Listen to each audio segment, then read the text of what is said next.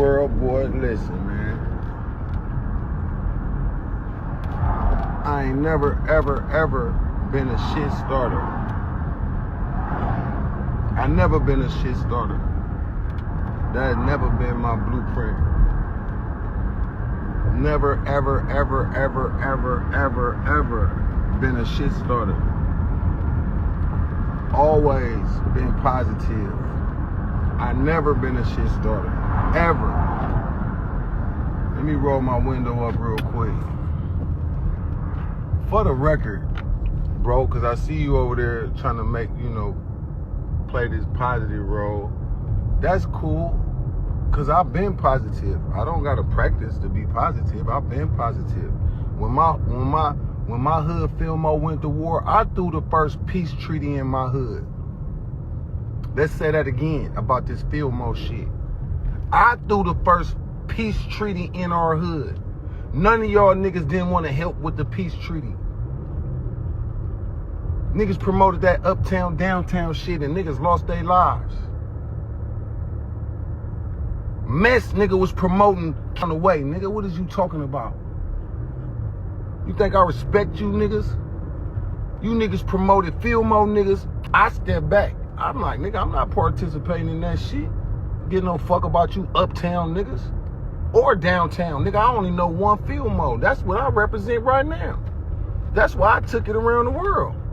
I'm not with disunity. I always been pushing positivity.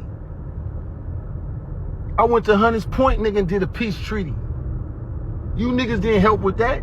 I did that by myself I lied myself. Scary ass niggas. Niggas was clicking up with Oakland niggas talking about the Fed. Goofy ass nigga.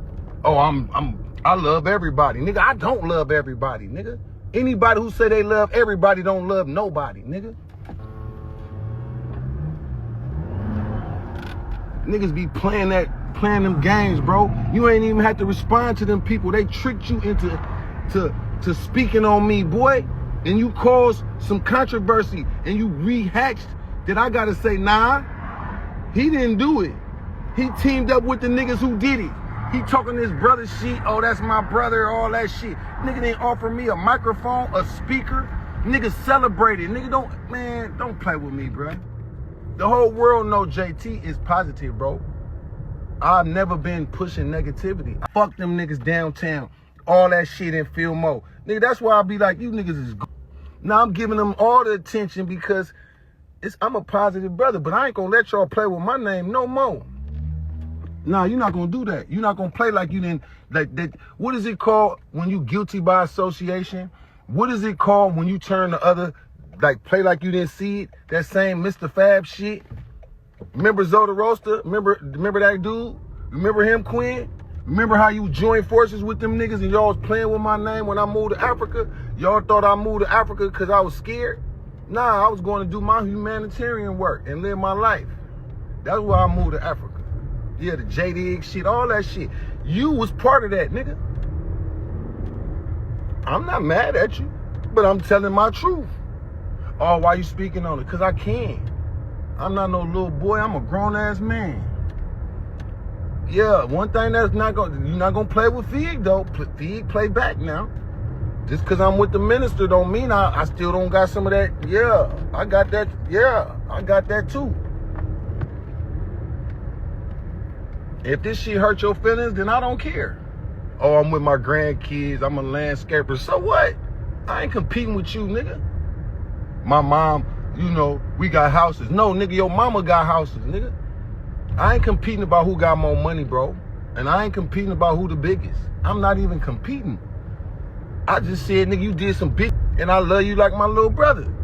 Then you gonna make your little comments, nigga, like your hands clean, boy. Nah, nigga, Fee got a right to be mad at you niggas, but I'm not mad like that type of mad. I just said, nigga, the truth.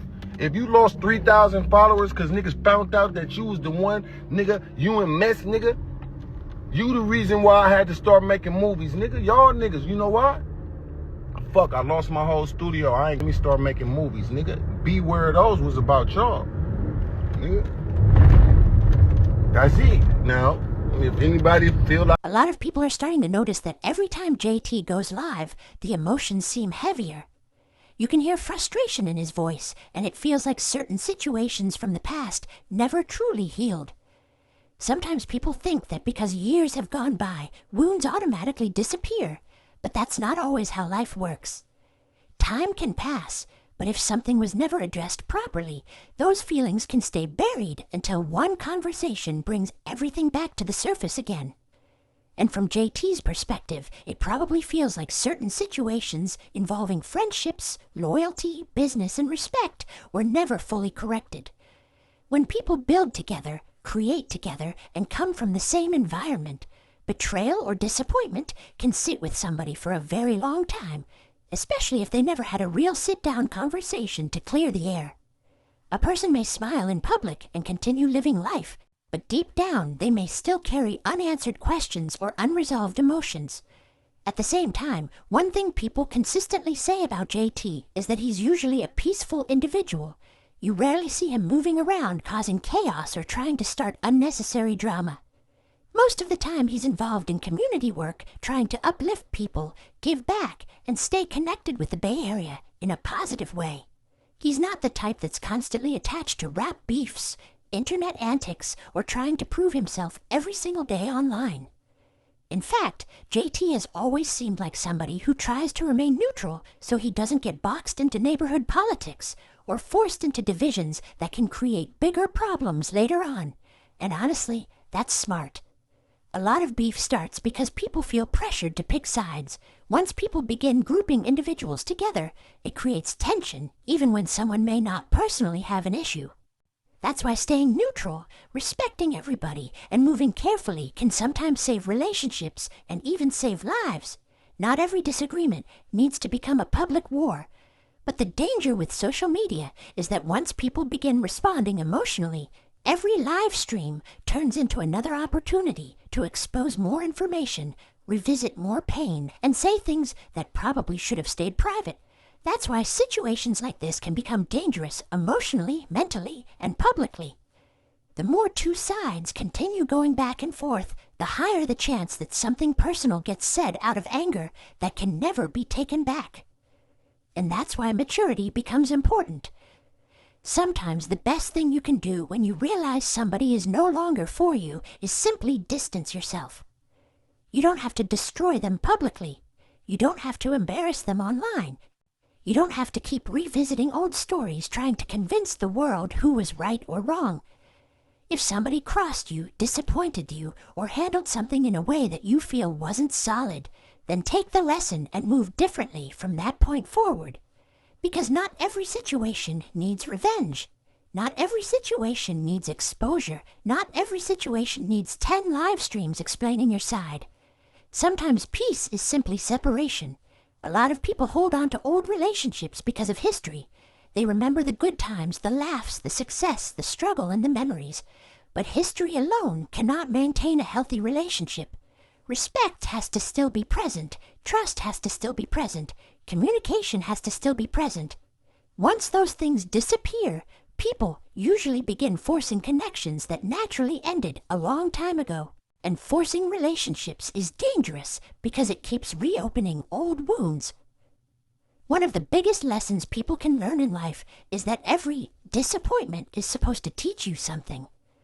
If you experience disloyalty, then the lesson is to protect yourself better moving forward. If somebody mishandled business, then the lesson is to tighten up your circle and paperwork. If somebody showed you that your values no longer align, then the lesson is understanding that everybody cannot continue going with you into the next stage of life. Lessons are valuable because they prevent vulnerability. Once you've already experienced a painful situation, you shouldn't keep placing yourself back into the same environment, expecting a different outcome. That doesn't mean you hate somebody. It doesn't mean you want bad things for them. It simply means you learned enough to know how to move wiser now. And wisdom is sometimes just controlled distance. A lot of people think maturity means pretending nothing happened. That's not true. Maturity means acknowledging what happened without allowing it to consume your life forever. It means understanding that closure doesn't always come from another person apologizing either. Sometimes closure comes from accepting reality and choosing peace over constant emotional warfare. That's something a lot of people in entertainment, street culture, and even everyday life struggle with. Pride makes people keep revisiting situations long after they should have moved on. And social media makes it even worse because now every emotion can instantly be broadcasted to thousands of people while emotions are still hot. But when emotions are high, people usually say things they regret later. That's why it would probably benefit everyone involved to either have a private conversation or simply let sleeping dogs lie. Because once private history becomes internet content, it can create unnecessary division not only between the individuals involved, but also between supporters, neighborhoods, and people who were never originally part of the issue. And the Bay Area already has enough division as it is. The positive thing here is that JT still seems like someone who genuinely values community and positivity despite his frustrations. That matters because when somebody still has a good heart underneath their anger, situations can sometimes still be repaired or at least peacefully separated without everything turning ugly. At the end of the day, every friendship isn't meant to last forever. Every business partnership isn't meant to survive every season of life. Sometimes people outgrow each other. Sometimes trust gets damaged beyond repair. Sometimes communication breaks down, and sometimes the healthiest thing people can do is respectfully move on without trying to relive the past every month, because constantly digging up skeletons can eventually poison your peace. Life becomes much lighter when you stop trying to force understanding from people who may never fully see your pain the way you do.